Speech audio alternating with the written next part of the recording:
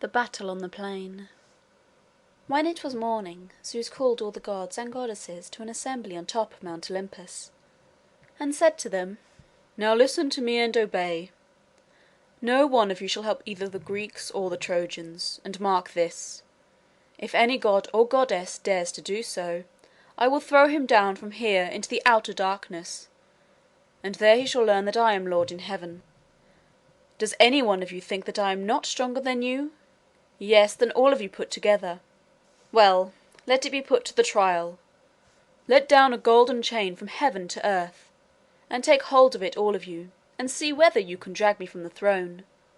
You cannot do it, not though you pull with all your might. But if I should choose to put out all my strength, I could lift you up, and the earth and the sea with you, and fasten the chain round one of the peaks of this mountain Olympus here, and leave you hanging in the air." So did Zeus speak, and all the gods sat saying nothing, for they were terribly afraid. But at last Athena said, "Father, we know right well that none of us can stand up against you, and yet we cannot help pitying the Greeks, for we fear they will be altogether destroyed. We will not help them, for this you forbid, but if you will permit, we will give them advice." And Zeus smiled, for Athena was his daughter, and he loved her better than any other among the gods and goddesses, and he gave his consent. Then he had his horses yoked to his chariot, and touched them with his whip, and they flew midway between heaven and earth, till they came to a certain mountain which was called Ida, and was near to Troy.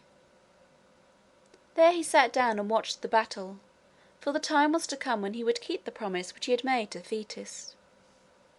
The Greeks ate their food in haste, and freshened themselves for battle, and the Trojans also armed themselves inside the city, and when they were ready the gates were opened and they went out. So the two armies came together, and shield was dashed against shield, and spear against spear, and there was a great clash of arms and shouting of men. So long as the sun was rising higher in the sky, neither of the two prevailed over the other, but at noon Zeus held out in the sky his golden scales, and in one scale he laid a weight for the Trojans, and in the other a weight for the Greeks. Now the weights were weights of death, and the army whose weight was the heavier would suffer most. And lo, the scale of the Greeks sank lower. Then Zeus sent a thunderbolt from the top of Mount Ida into the army of the Greeks, and there was great fear among both men and horses. After this no man could hold his ground. Only old Nestor remained where he was, and he remained against his will, for Paris had killed one of his horses with an arrow, and the chariot could not be moved. So the old man began to cut the traces, that he might free the horse that was yet alive from the horse that was dead. While he was doing this, Hector came through the crowd of fighting men. Then had the old man perished, but Diomed saw it and went to help him. But first he called to Ulysses, whom he saw close by, running towards the ships. "Ulysses," he cried, as loudly as he could, "where are you going? Are you not ashamed to turn your back in this way like a coward? Take care that no man thrust you in the back with a spear, and disgrace you forever. Stop now, and help me to save old Nestor from this fierce Hector." So he spoke, but Ulysses gave no heed to his words, but still fled to the ships, for he was really afraid. When Diomed saw this he made haste, though he was alone, to go to the help of Nestor. When he got to the place where the old man was, he stopped his chariot and said, "Old friend, the young warriors are too much for you. Leave your own chariot for others to look after, and climb into mine, and see what these horses of King Tros can do, for these are they which I took away from Aeneas. There are none faster or better or easier to turn this way or that. Take these reins in your hand, and I will go against this Hector, and see whether the spear of Diomed is as strong as it was of old." So old Nestor climbed up into his chariot, and took the reins in his hand, and touched the horses with the whip, driving straight at Hector. And when they were near him, Diomed threw his spear at him. Him he missed, but he struck down his charioteer, and the man fell dead to the ground. Hector was greatly grieved, But he let him lie where he fell, for he must needs find another man to drive the horses. And when he went back from the front to look for the man, then the Trojans went back also, for it was Hector to whom they looked and to whom they followed. But when Diomed would have pursued them, Zeus threw another thunderbolt from Ida. It fell right in front of the chariot, and the horses crouched on the ground for fear, and Nestor let the reins drop from his hand, for he was greatly afraid, and cried, "O Diomed, let us fly. See you not that Zeus is against us? He gives glory to Hector today. Tomorrow maybe he will give it to you. But what he wills that will he do, and no man may hinder him." Diomed answered, "Old sir, you speak wisely, yet it goes to my heart to turn back, for Hector will say, 'Diomed fled before me, seeking to hide himself in the ships. I had sooner that the earth should open her mouth and swallow me up, than I should hear such things.'" But Nestor answered, "O Diomed, be content. Though Hector may call you coward, the sons of Troy will not believe him. No, nor the daughters of Troy, whose brothers and husbands you have tumbled in the dust." So then he turned the horses to fly, and Hector cried when he saw the great Diomed fly before him, "Are you the man to whom the Greeks give the chief place in their feasts and great cups of wine? They will not so honour you after today. Run, girl, run, coward! Are you the man that was to climb our walls and carry away our people captive?" Diomed was very angry to hear these words, and doubted whether he should flee or turn again to the battle. But as he doubted, Zeus made a great thundering in the sky, and he was afraid. Then Hector called to his horses. By their names he called them, saying, "Come, Whitefoot, and Bayard, and Brilliant, and Flame of Fire. Remember how the fair Andromache has cared for you, putting you even before me, who am her husband. Carry me now as fast as you can, that I may take from old Nestor his shield, which men say is made all of gold, and from Diomed his breastplate, which was wrought for him in the forge of heaven." So the Greeks fled as fast as they could within the wall which they had built for a defence for their ships, for Hector drove them before him, nor was there one who dared to stand up against him. And the space between the wall and the ships was crowded with chariots, and no spirit was left in any man. Then Hera put into the heart of King Agamemnon that he should encourage his people to turn again to battle. So the king stood by the ship of Ulysses, which was in the middle of the ships, for they were drawn up in a long line upon the shore, and cried out, "Shame on you, Greeks! Where are your boats which you boasted before you came to this land, how that one of you would be more than a match for 100, yea, for 200 Trojans? It was easy to say such words when you ate the flesh of bullocks and drank full cups of wine. But now, when you are put to the trial, a single Trojan is worth more than you all. Was there ever a king who had such cowards for his people?" Then the Greeks took courage, and turned again and set upon the Trojans. And the first of all to turn and slay a Trojan was Diomed. He drove his spear through the man's back, for now the Trojans were flying in their turn, and tumbled him from his chariot. And after Diomed came King Agamemnon, and Ajax, and other chiefs. Among them was Teucer, the brother of Ajax, a skilful archer. He stood under the shield of his brother, and Ajax would lift the shield a little, and then Teucer would peer out, and take aim and send an arrow at some Trojan and kill him or wound him. Then he would go back, as a child runs to his mother, and Ajax covered him with his shield. 8 warriors did he hit in this way, and when King Agamemnon saw him, he said, "Shoot on, Teucer, and bring a joy to your people, and to your father. Surely when we have taken the city of Troy, and shall divide the spoil, you shall have the best gift of all, after mine." And Teucer said, "I need no gifts, O king, to make me eager.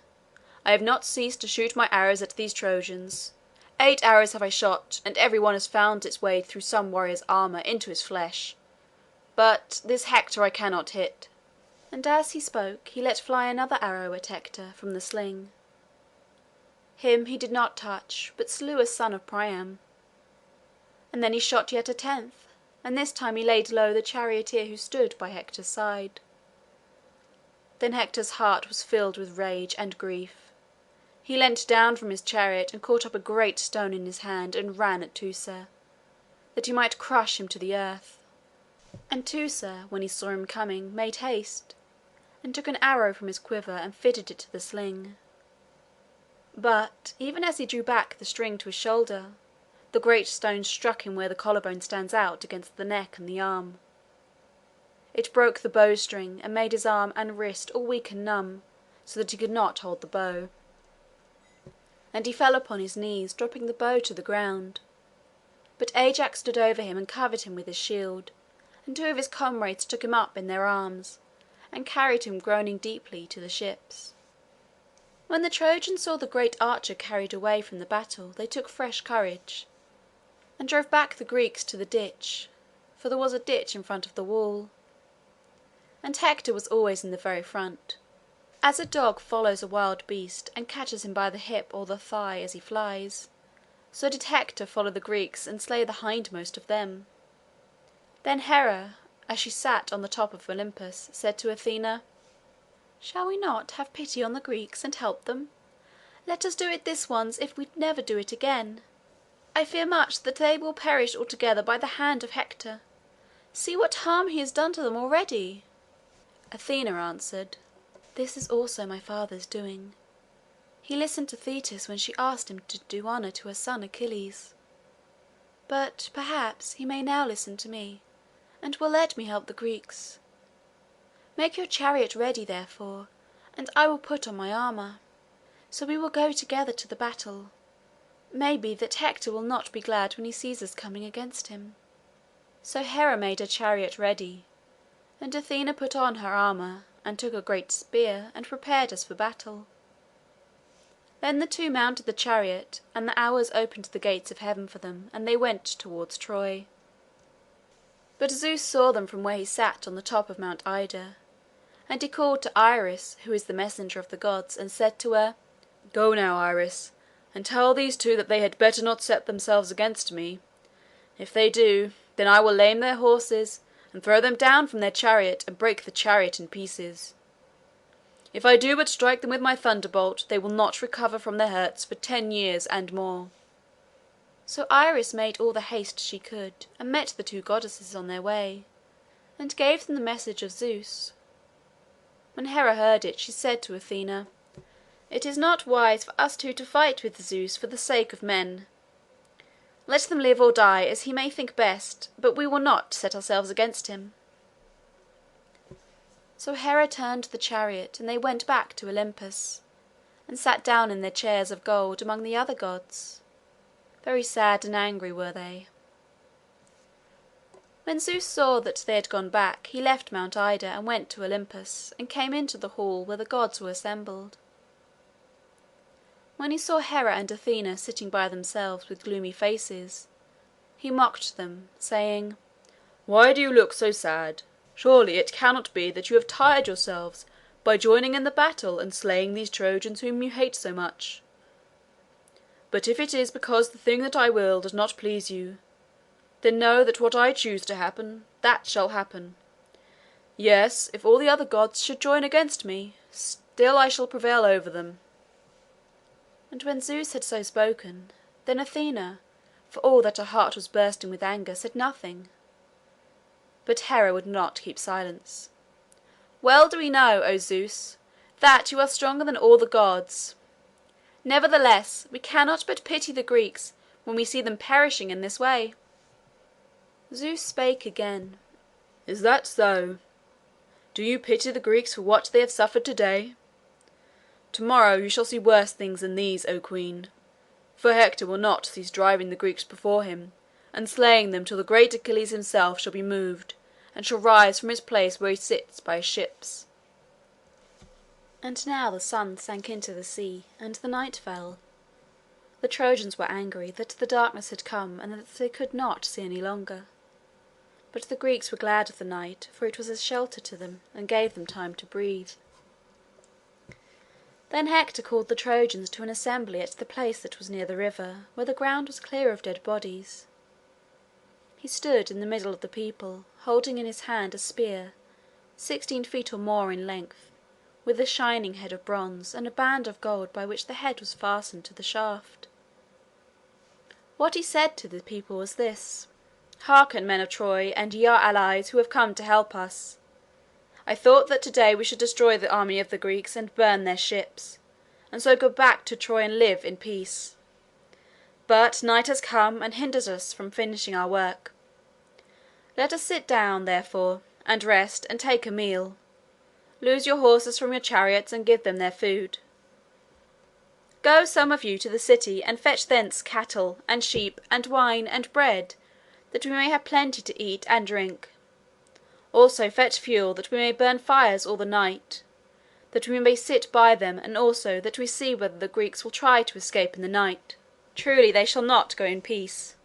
Many we will kill, and the rest shall, at the least, carry away with him a wound for him to heal at home, that so no man may come again and trouble this city of Troy.